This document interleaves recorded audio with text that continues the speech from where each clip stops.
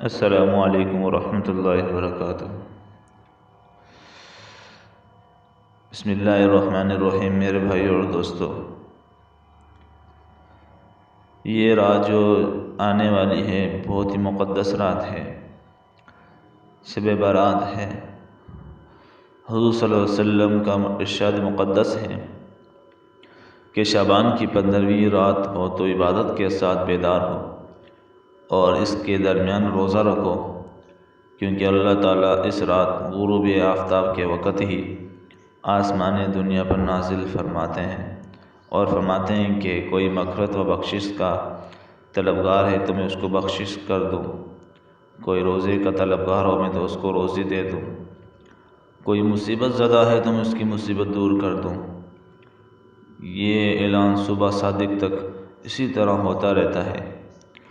عائشہ رضی اللہ تعالی عنہ فرماتی ہیں کہ میں نے حضور صلی اللہ علیہ وسلم کو سجدے میں یہ دعائیں مانگتے ہوئے سنا: اللہم انی اعوذ بعفوک من عتابک واعوذ برضاک من سخطک واعوذ بک منک جل وجہک لا احصی ثناء علیک انت کما اثنیت علی نفسک۔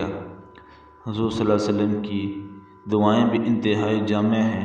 ان میں سے یہ بھی ہے: اے اللہ، میں تیری عتاب سے تیری عافیت کی پناہ مانگتا ہوں اور تیری ناراضگی سے تیری رضامندی کی پناہ مانگتا ہوں، اور میں تجھ سے پناہ کا طلبگار ہوں۔ تیری شان واضح ہے، میں تیری تعریف کا حق ادا نہیں کر سکتا جیسے تو اپنی تعریف خود کر سکتا ہے۔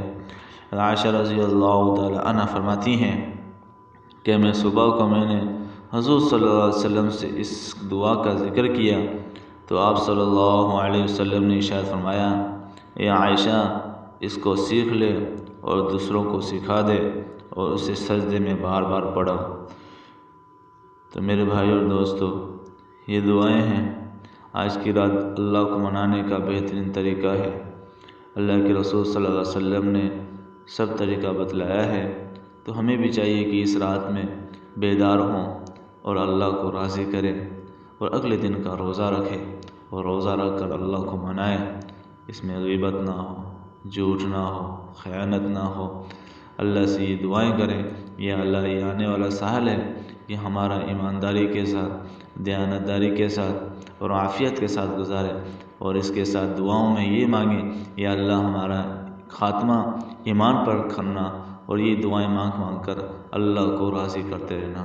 اللہ سے دعا کرتے ہیں کہ اللہ تبارک و تعالی ہمیں بھی اس پر عمل کرنے کی توفیق عطا فرمائے۔ وآخر دعوانا الحمدللہ رب العالمین۔